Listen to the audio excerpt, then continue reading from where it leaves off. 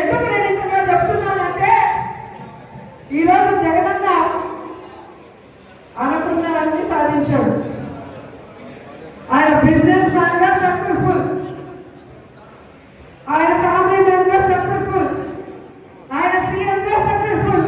ఇంకేం అవసరం ఉంది? కానీ రాష్ట్రంలో కూటమి ప్రభుత్వం వచ్చిన తర్వాత వాళ్ళు చేస్తున్న అరాచకాలు, విధ్వంసాలు చూసి మనని